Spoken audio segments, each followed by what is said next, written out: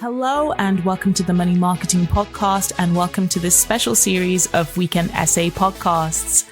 Join us as we delve into the personal narratives of our editorial team, exploring the intersection of life experiences and financial advice. From triumphs to setbacks, each episode offers a candid glimpse into the journeys that shape our perspectives on money management.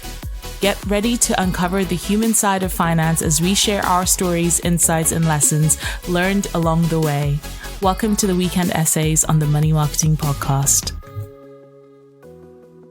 A few weeks ago, I had an absolute nightmare of a day when my work email account got hacked. The hacker sent out a message to around 500 of my email contacts saying, "Good morning. I hope this email finds you well. Please see attached for your records. Alternatively, you can also access by copying the highlighted link and pasting in the browser." And then it obviously linked, which I'm not going to put in this post because I don't want anyone to click the link. "It would be greatly appreciated if you could review at your earliest opportunity. Many thanks, Lois." They even used my email signature, and I found out from a few people who had replied to me, in quotation marks, that the hacker had replied to them, assuring them that the email was definitely from me and the link was fine to click. The hacker also created an Outlook rule, which meant that all my emails with an @ sign in the address would be immediately deleted. And obviously that's all email addresses. It meant I did not receive any emails from about 11 a.m. when the attack happened until the wonderful IT team retrieved all of my lost emails. It also meant I assumed I'd lost access to my emails for the whole day.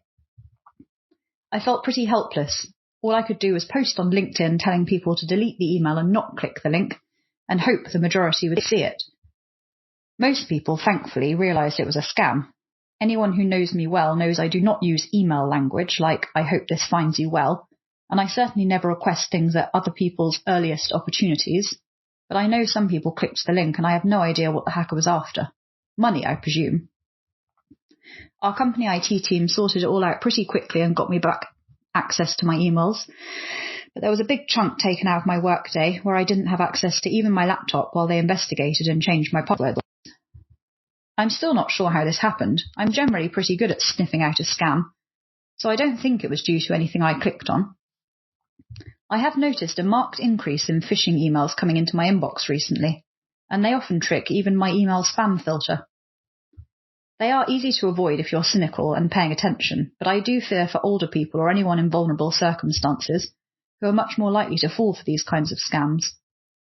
And things are getting worse. An article by the International Monetary Fund back in April noted that cyber attacks have more than doubled since the COVID-19 pandemic. This is largely because hackers are constantly evolving.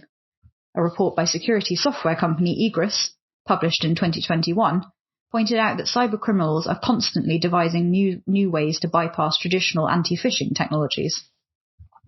In fact, it said 98% of all phishing cases rely on social engineering, where victims are manipulated into supplying confidential information to a supposedly legitimate sender.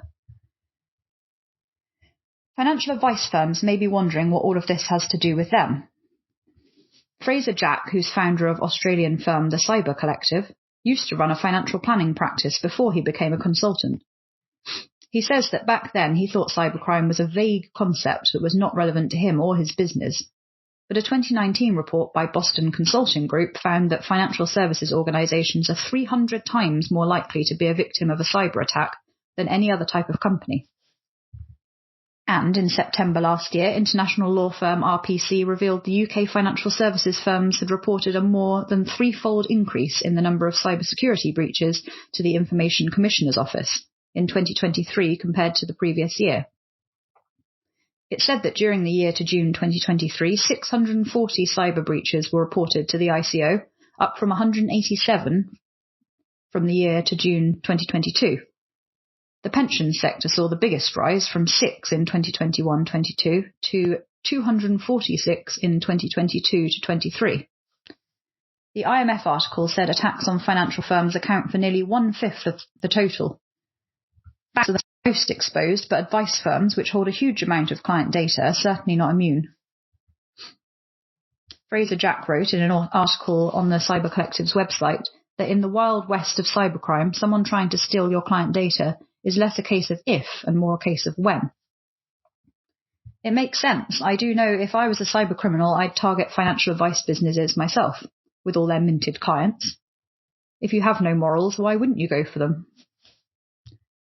And we know it goes on, because back in February last year, Aviva owned Succession Wealth, which has around 200 advisors and 20,000 clients, suffered a cyber attack, off the back of which it said it had launched an investigation and notified the appropriate authorities.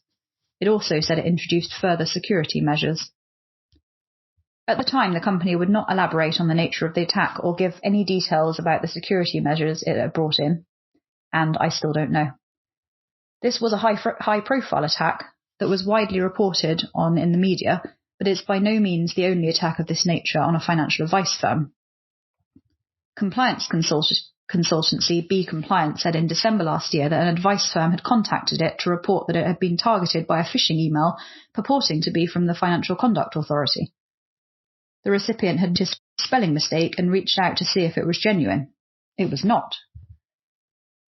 Be Compliant warned that this goes to show that hackers aren't just targeting big firms. Anyone within the sector is fair game, and SMEs in particular can be seen as low-hanging fruit, as they are thought to have less infrastructure and controls in place. Cybersecurity is a key priority for the Bank of England and the financial regulators. Late last year, the BOE insisted that all financial firms should be testing their resilience to cyber attacks through CBEST, which is a targeted assessment that allows regulators and firms to better understand weaknesses and vulnerabilities and take remedial actions. It said true and meaningful cyber resilience cannot be delivered or achieved without a whole organisational and continuous effort. It also said, we strongly encourage firms to build and reinforce resilience through a strong foundation of cyber hygiene practices.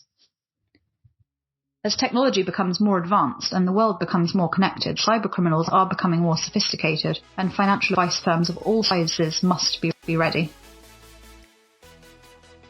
Thank you for joining us on this episode of our Weekend Essay series. We do hope that you enjoyed it.